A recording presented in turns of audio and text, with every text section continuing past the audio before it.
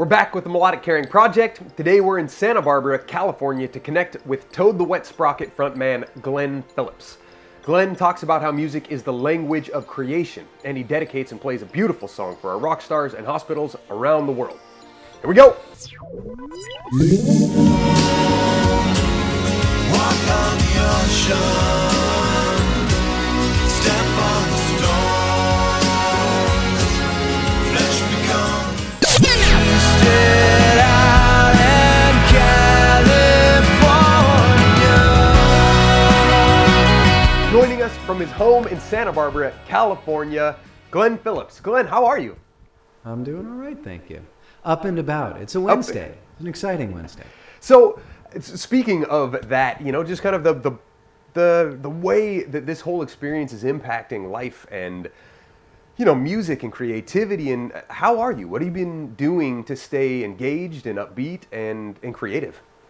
I mean, I've been working on a couple of records, so there's a lot of recording to do during the days, and this is the kind of room in the house. It's not soundproofed, but it's somewhat sound treated. I started doing Facebook Live benefit concerts. I found that I could do a live stream, and then I found I could attach a donation button to a live stream, and so I've been doing 3 of those a week. But Monday, Wednesday, Friday, 6 p.m. Pacific, I do a little Facebook benefit concert. Also just been learning how to not rely on constant external changes to stimulate me, and how to settle, you know, how to practice what I preach a little in terms of mindfulness, in terms of being in the moment, in terms of, you know, even if it's uncomfortable, getting to, instead of have my mind always be in the next place, to learn to like just see the details of where I am, and when things are uncomfortable to kind of let them pass instead of fantasizing my way into the future all the time. So yeah, it sounds like you say, you're staying very engaged, and I think that is mindfulness, right? I mean, you're taking this moment rather than disengaging and just sitting on the couch eating Fritos. You know, if you're doing 3 benefit shows a week, you're bringing a lot of good. That's a lot of support, you know? yeah, I mean, trying to do things, you know, even the initial response, I think, when things shut down, was like, okay, I'm not going to work this year. And I even starting from generosity, and so it's like, I may as well do some benefit things. They got this donate button. There's a lot of people who need help. Yeah. And that even over time, that's turned into a bit of a job where I show up and do that, but I started putting in, like, by the way, if you also want to support me, you know, I got a PayPal in this, and instead of making it a business plan, was able to do a really soft ask. Mm-hmm. And there are enough people who watch who go like, oh yeah, he doesn't get to work this year. Right. Like, he probably needs a little bit. And you know, I think I bought a ticket to a concert 10 years ago, and I bought 2 albums, and I probably got like more than $20 of value out of those records. And so, maybe I should give him something. And so people have been being, you know, generous enough without me having to think about it in a business way, that I've been able to go through the year, you know, so far without, you know, having to dip deep into savings or anything. And so I feel really lucky. And this year, that's a lot, actually, because a lot of people are really on the margins. A lot of people don't have savings to dip into. This is going to be a real, I think, test of the way we've built the economy, and the kind of the how can we say, the strong tilt of the economy from high earning to low earning. It's a very steep ramp right now. Sure. And so people are getting hit really hard, and I think, you know, in the next few months, I think we'll get hit a lot harder. So yeah, agreed. Well, and you know, and especially for musicians, you know, who create their livelihood by being on the road, bringing people together and having that shared experience, right? I mean, that's bringing them closely together, encouraging them to super spread by singing, right? And then I stand on stage and essentially power spit over the entire audience. Supposedly singing forcefully is, I forget how many times? It's like 6 times more spreading of micro droplets than sneezing. Oh, that It's like I've not heard that, but that it's is the going to worst completely thing impact to the do. way I stay in the front row of a concert next time, or or the way I perform. I mean, that's crazy. I never even thought of that. Yeah, and I'll notice it because I spend a lot of time in front of this desk singing now onto the internet, and I'll just look down and I'll see the little coating of droplets over everything. You know, it's strange that so many things in terms of whether it's shaking hands, whether it's Yeah, giving somebody a hug, whether it's just talking closely with somebody you love. I mean, the things that are the very elements of connection yeah, between people are now dangerous. And so, just being aware of how we look out for each other, and that it's these non-intuitive ways. And I think people can start confusing, how can I say, fear and caution, or yeah. fear and consideration. And, you know, that it can be a generosity of spirit that lets us kind of control ourselves. And, And that's so true. That's one that I think all of us are grappling with and trying to do it with grace and, and compassion again. So you had mentioned that you're working on a couple of albums. I think I love hearing that. Have you found that this time has been, as you've been more contemplative and had more time to, just like you say, kind of seek within, has it made you more creative, or have you found that all of the emotion that's taken place out in the world is been antithetical to that? it's a mixed bag. Yeah. I'm not writing. I am working also on like a songwriting book and kind of coursework with a friend of mine. He's more pedagogical. I get the songwriting part, he gets the teaching part. And I've been doing songwriting lessons for the first time as well, teaching voice, teaching songwriting, teaching guitar. And all of that I think end up being kind of spiritual. Everything comes down to awareness at the end of the day. Like, Sure. how, how can you zoom out and zoom in at the same time? And so for me, I tend to write a little bit cyclically, where I'll store up a lot and I'll find my subject matter, and then I'll write it. So I've been writing some, and I've been doing a lot of rewriting as well, because there were songs that seemed really pertinent when I was writing them, let's say last November, that suddenly seemed really deeply irrelevant, or maybe even insensitive. Huh. And so, writing topically, it's been a good opportunity for me to take my own advice, and kind of, in songwriting, you're always playing with the distance between specificity and universal truth, or maybe not. Sometimes you're just talking about dancing. And, but, it's like, for things to emotionally resonate, you need a setting, you need boundaries, you need a place to be in. Mm-hmm. And at the same time, you want to be able to zoom away from, the specific, into emotions that just, we have, these palettes of emotions, and often, mixed, right? Ambivalence, feeling two things at once, at least, or more. Yeah. And so the songs that I had that were situationally fairly specific seem like they just don't match. And rewriting, once you've written and rewritten a song a couple times, it can be really hard to go in and gut it again. And, Sure. At the point you just maybe need to leave it. But if you've already recorded the backing tracks, that's a problem. So there's an economic imperative to make that set worth the money you spent on it. So, I've been dancing between all those things. But there's been a lot of creativity and things that I had wanted to do and had put off, like teaching and like, starting to write more and kind of, not just be a songwriter and not just be a guy who hits the road forever, but take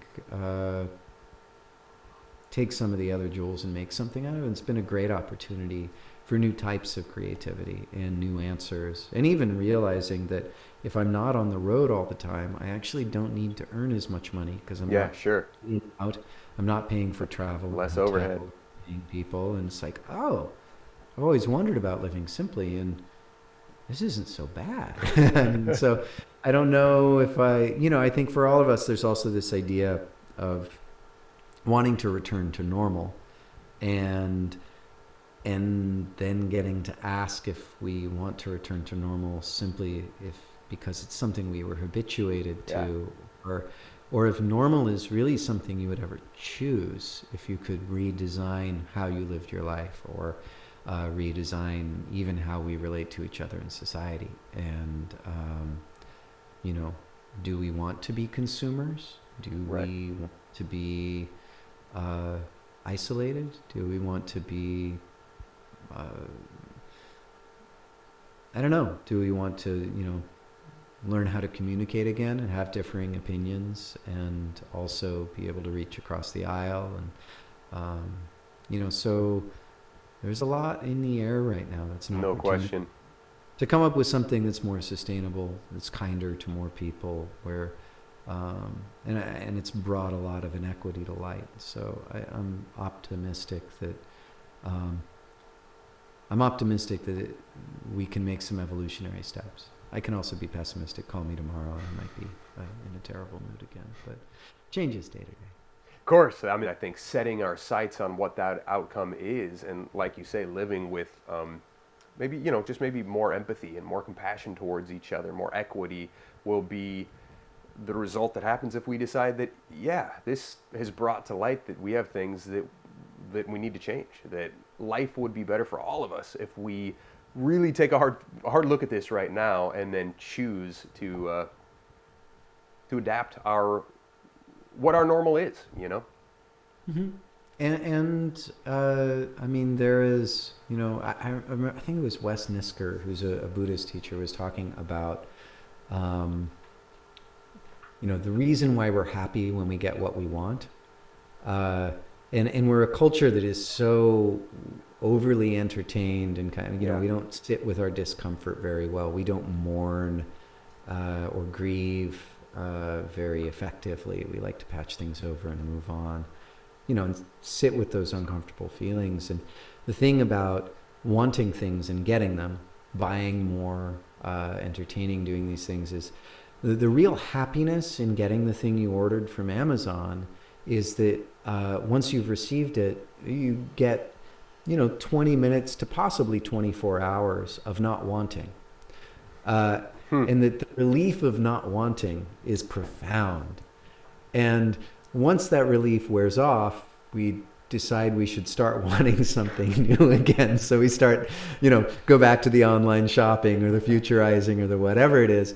But the happiness is not actually in the latest acquisition. The latest acquisition is simply an opportunity to cease wanting for a minute and be present. And it's nice to learn a new thing or play with a new toy or do whatever, or have that spot on your wall covered by something pretty. But I loved that distillation, that the real thing going on underneath it is that you're not wanting. And what a great source of happiness. Yeah, absolutely. I mean, if you can find just that happiness with what you have and peace in the moment, that's true happiness, right? That's joy. That's more sustainable, And it's all there ever is. I mean, my girlfriend will talk about, it's like the moments of your life, like how you handle this moment. Since the moment is all there ever actually is. Everything else is fantasy. Like, we can worry about the things that may happen in the future, and we can regret or yearn for the things that happened in the past. But the present is all there ever is, and how you live the present is how you live your life. And so it's this question of, if you want to, less nostalgia, less regret, less futurizing, the answer is precisely wherever you are.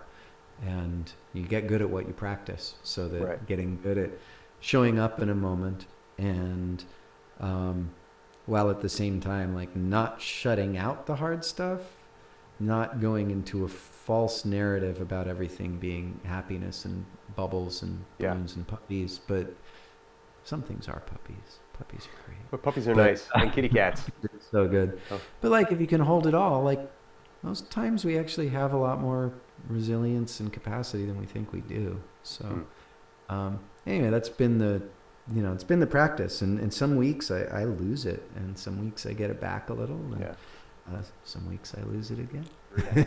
So, man, I mean, you've had obviously years, decades of music experience and seeing the way it connects, or the way it entertains, or the way it can deliver a message that maybe someone would be otherwise closed to. You've seen the power of music. I'm curious if you have a single word that you can wrap up what music means to you.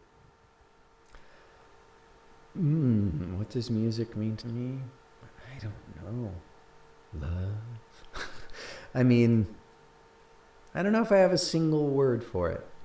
I mean, for me, music is the center of my spiritual practice. I'll just say that. That's how I zoom out to the bigger picture.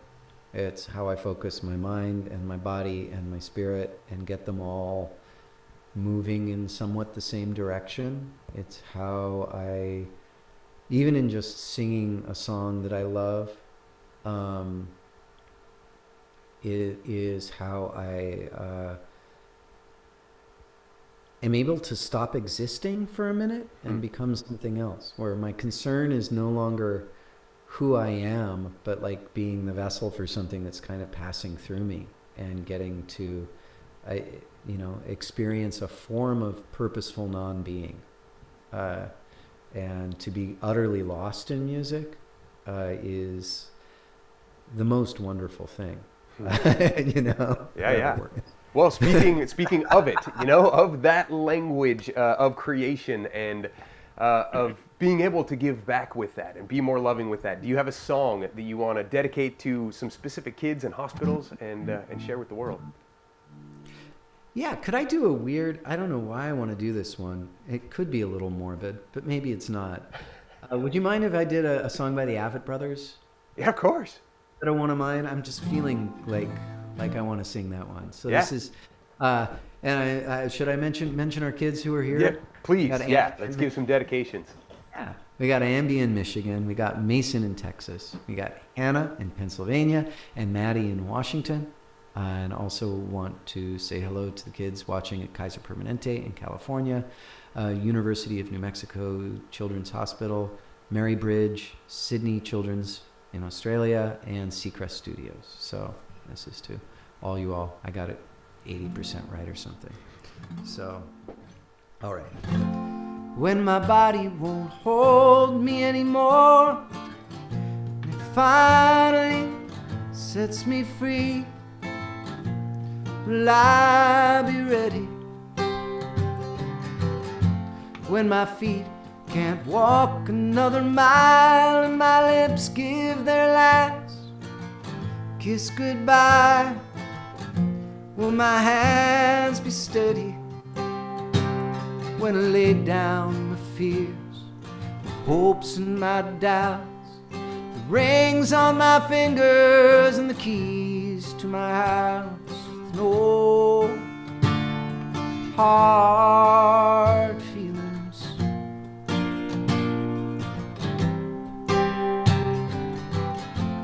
When the sun hangs low in the west and the light in my chest won't be kept held at bay any longer.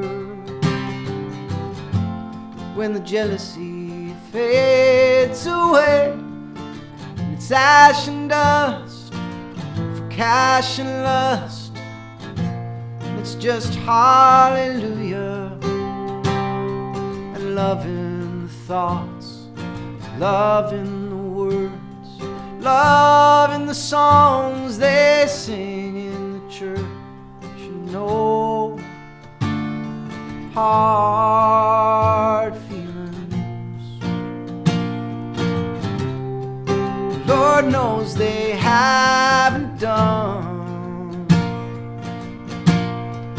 much good for anyone. It kept me afraid and cold, with so much to have and hold.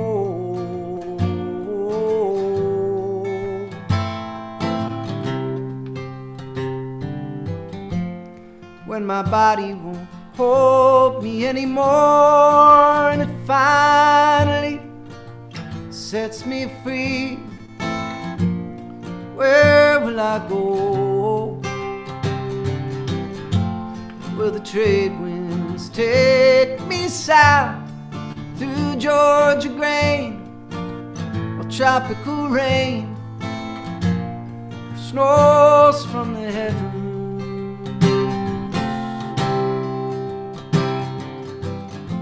Will the trade winds take me south, or run into a savior too,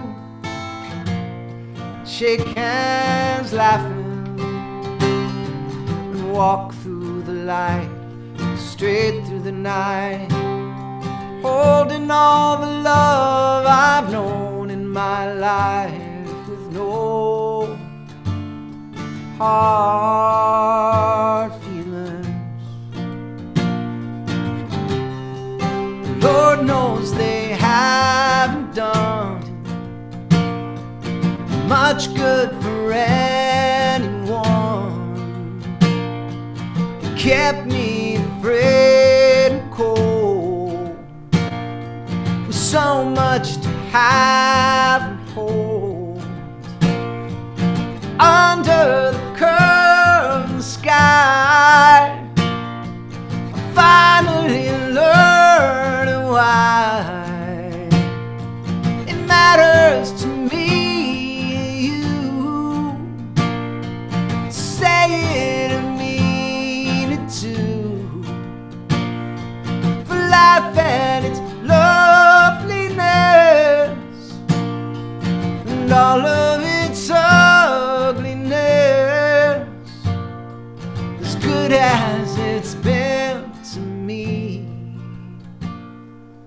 I have no enemies.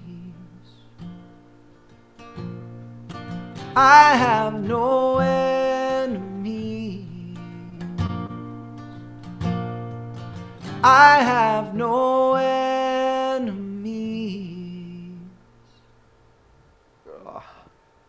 Glenn, that was beautiful, man. Incredible performance and a great song. That song was the perfect conclusion to the conversation. Thank you. Yeah, that's why I went there. I wish I'd written that thing, but I'm glad somebody did. Yeah, that's what matters, right? That's what matters. Somebody was that vessel. It did come through. Yes. Man, are there any final thoughts you want to leave with folks before we close? No, it's been really great to talk to you. I'm glad I could show up, be a part of this. Glad the rockSTARs could show up and hang out. And yeah, happy to be here. Thanks so much for tuning in. If you're a musician and would like to join us in supporting hospitalized kids, email us at rockstar@melodiccaring.org. I'm Levi Ware, and this is the Melodic Caring Project.